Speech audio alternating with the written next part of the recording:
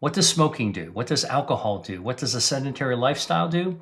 Well, it actually not only causes more inflammation in your body, which is a setup for all kinds of cancers, including colorectal cancer, but alcohol, smoking, sedentary lifestyle, and eating ultra processed foods with additives, preservatives, they actually suppress your immune system. Okay. And so if you don't have a good immune system, your body is compromised in one of its most important health defense systems against cancer. Now, I wrote about this in my book, Eat to Beat Disease. All right. You might have seen this. If you haven't, this is a book that's not about disease. It's about health, but there's a lot in here about what you can do to lower your risk of cancer, including colorectal cancer. There's some new developments that I think are very, very exciting. And that's immunotherapy, immune therapy. So what is immunotherapy? Well, immunotherapy is a treatment that it's not chemo. It's a treatment that actually activates your own immune system to go after the cancer, right? It activates one of your body's own defenses, which is your immune system. Now, in my book, Eat to Beat Disease, I write about your body's 5 health defense systems: angiogenesis, your stem cells, your gut microbiome, which can lower inflammation as a way of fighting cancer, your DNA protection, and your immune system. And your immune system is literally an army of super soldiers that patrols your body at all times looking for trouble. When I say looking for trouble, they are like cops on a beat, policemen cruising through the neighborhood, making sure there is no trouble, but they're looking for trouble. If they spot it, they'll right to the site and they'll take out the problem. And that problem in your body could be a microscopic cancer.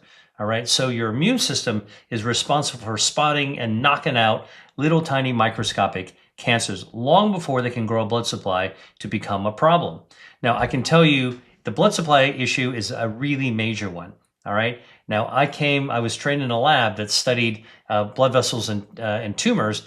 And it turns out if you prevent blood vessels from touching a tumor, which is what your body tries to do, it can't grow. Okay, it can get about to 2 to 3 millimeters in diameter. That's about the size of the tip of a ballpoint pen.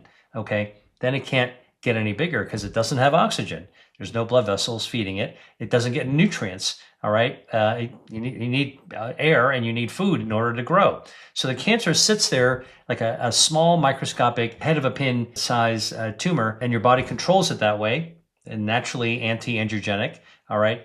Now what happens? Your immune system wings by, spots that little tiny abnormal cells, takes it right out. All right. That's actually how your body controls it. So if there's a cancer that's already grown, we can give medications for colorectal cancer that cut off the blood supply. One of them is called bevacizumab, or also known as Avastin. It cuts off the blood vessels feeding. It's approved for colorectal cancer. Also works for brain tumors, ovarian cancer, cervical cancers, lung cancers, a number of other cancers. It all actually has a benefit by cutting off the blood supply. What we found in the lab is that when you cut off the blood supply to a tumor, it can't grow. In the lab, there are research studies that have shown that if you prevent that blood vessel, the tumor, from ever getting a blood supply, it can't grow. But in an experiment, if you allow blood vessels to reach and touch and start feeding tiny microscopic cancer, you know what? It can grow 16,000 times in size in just 2 weeks. So angiogenesis out of control. So think about blood vessels gone wild. You've heard of girls gone wild. This is blood vessels gone wild. Feeding a cancer can cause explosive cancer growth. That's why anti-angiogenic treatments are a very important foundation now for treating colorectal cancer and other types of cancer as well.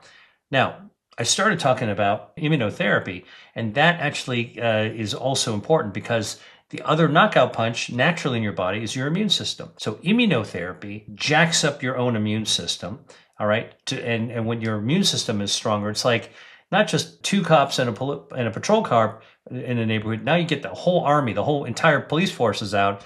Now you've got a really, really strong army in order to be looking out for and capturing and going after those bad guys, which are your cancer cells. So immunotherapy, it is literally a transformative revolution in oncology, in the treatment of cancer. By getting your own immune system to wipe out cancer, you're able to achieve something that we only dreamed of before, which is to take the most natural process, your own immune system, raise those shields of that defense in order to be able to knock out the cancer. And by the way, we've actually been able to find that when you actually have immunotherapy, your own immune system working in the best possible way, you can take people with stage 3 and even stage 4 cancer. That's like end stage, game over, no win situation cancer. All right. And you can, with your own immune system jacked up, you can actually tackle that cancer and you can turn stage 4 to stage 0. It is not happening for everybody yet. We have a lot of work to do to figure out in research how to make more people respond.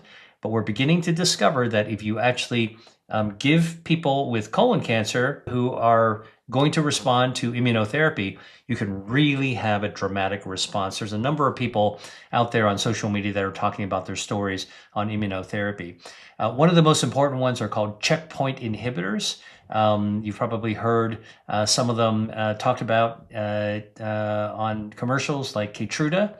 The actual drug name is called pembrolizumab. But these checkpoint inhibitors, actually, they pull the cloak off of a cancer so your immune system can spot the cancer that's been trying to hide from your immune system, and then your immune system goes after it. In order for immunotherapy to work, these checkpoint inhibitors, we know that one marker that you look for is when you get the tumor biopsy, you send it away, you're looking for markers that would suggest that you're going to benefit from immunotherapy. So there's markers like microsatellite instability. The tumor is very unstable. It's going to be more susceptible to immunotherapy. There are targets called PD-1 and PD-L1. Those are markers that the pathologist will look for after getting the biopsy, the surgical specimen. And these are things that you should ask for. If you're being diagnosed with cancer, colon cancer, but other cancers, you should ask your doctor, has my tumor been sent away to see if I can be treated with immunotherapy? And for the checkpoint inhibitors, you're looking for MSI, microsatellite instability, high levels of that, MSI-H, looking for markers that suggest the tumor's cloaking itself, PD-1, PD-L1, all right? Those are some of the signals that your cancer might be amenable to immunotherapy. Your gut microbiome. Now, we already started talking about the gut microbiome. Healthy bacteria lowers inflammation, improves your metabolism, actually puts you in a better mood, the gut-brain axis as well. And a good, healthy gut bacteria lowers the risk of many different types of diseases, including cancer. We think that abnormal gut flora, gut bacteria, unhealthy neighborhood, we call it dysbiosis, may wind up being one of the contributors, one of the factors in cancer that's been hidden in plain sight all these years. So now there's a lot of research looking at that. So what are the foods that actually can help your gut microbiome? Foods with polyphenols, colorful foods, whole plant-based foods. When you go to the produce section of the grocery store, the farmer's market, all those colorfuls, bell peppers, berries, all the different colorful greens that are out there, packed with polyphenols, all right?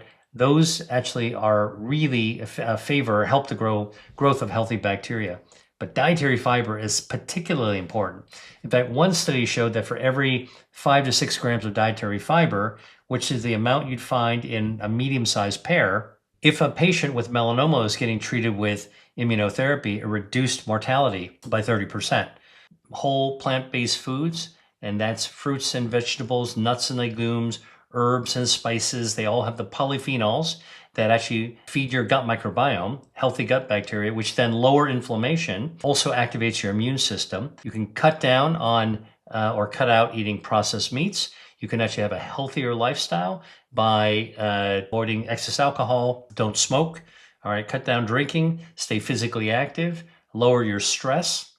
All right, that seems to be one of the contributing factors to developing cancers as well. Listen, this is a tall order, right? There's a lot of things in your life you got to control. You can't control everything. But when it comes to using food, we got to eat 3 times a day. I'm just telling you, there's a way to actually eat more dietary fiber, more polyphenols. And by the way, coffee and tea also lower the risk of developing certain forms of cancer, including colorectal cancer as well. Green tea contains polyphenols called catechins that are powerful ways to cut off the blood supply to cancer. I write about this in my book, Eat to Beat Disease. If you haven't read it, I'd recommend the book to you. It's got a ton of cancer preventing